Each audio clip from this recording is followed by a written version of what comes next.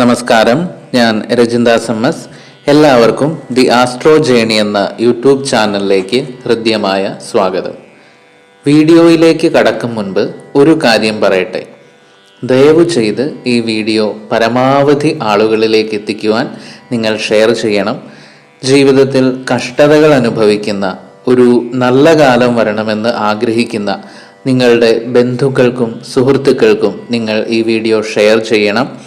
ഭഗവാൻ ശ്രീപരമേശ്വരൻ്റെ പ്രദോഷ മഹത്വം പരമാവധി ആളുകളിലേക്ക് എത്തിക്കുന്നതിലൂടെ ഭഗവാന്റെ അളവില്ലാത്ത വാത്സല്യവും സംരക്ഷണവും നിങ്ങൾക്ക് ലഭിക്കുന്നതായിരിക്കും. ആയതിനാൽ ഈ വീഡിയോ പരമാവധി ഷെയർ ചെയ്യുക. ഇന്നത്തെ വീഡിയോ ശനിപ്രദോഷത്തെക്കുറിച്ചാണ്.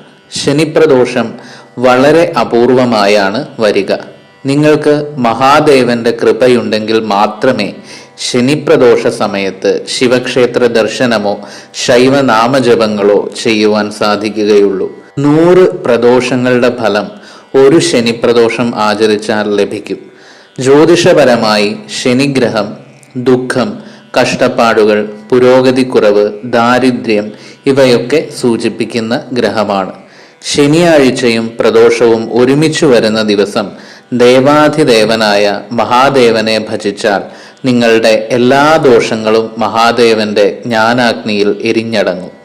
ഇത്തവണ പൂയം നക്ഷത്രത്തിലാണ് ശനിപ്രദോഷം വരുന്നത്.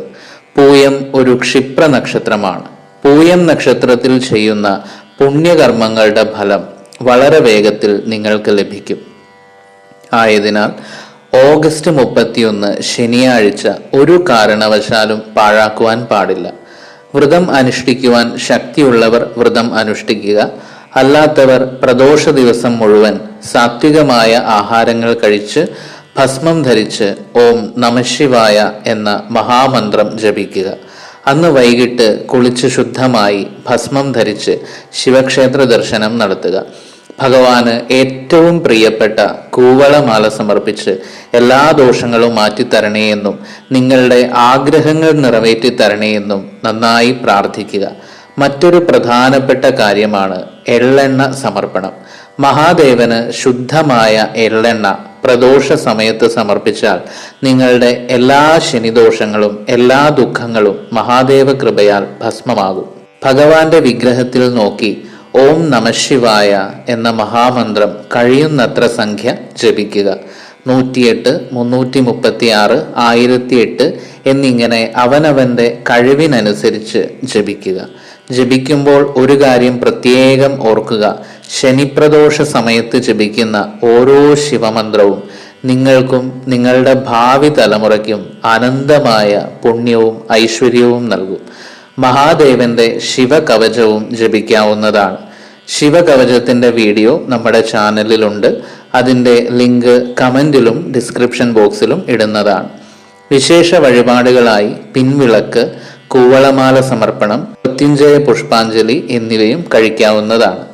എൻ്റെ ഒരു ആഗ്രഹം എന്തെന്നാൽ ഈ വീഡിയോ കാണുന്ന ഓരോരുത്തരും ഈ ശനിപ്രദോഷ സമയത്ത് ഓം നമഃശിവായ എന്ന മഹാമന്ത്രം മഹാദേവനെ ഭക്തിയോടെ സ്മരിച്ച് 1008 തവണയെങ്കിലും ജപിച്ചാൽ അത് നിങ്ങളുടെ ജീവിതത്തിൽ വളരെ വലിയ മാറ്റങ്ങൾക്ക് വഴിയൊരുക്കും.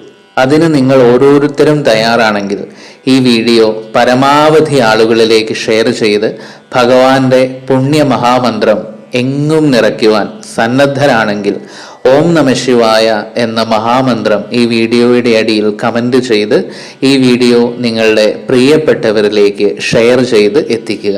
എല്ലാവർക്കും ശനിപ്രദോഷ ദിനത്തിൽ ഭഗവാനെ ആരാധിക്കുവാനുള്ള ഭാഗ്യം ലഭിക്കട്ടെ എന്ന് ആത്മാർത്ഥമായി പ്രാർത്ഥിച്ചുകൊണ്ട് ചുരുക്കുന്നു.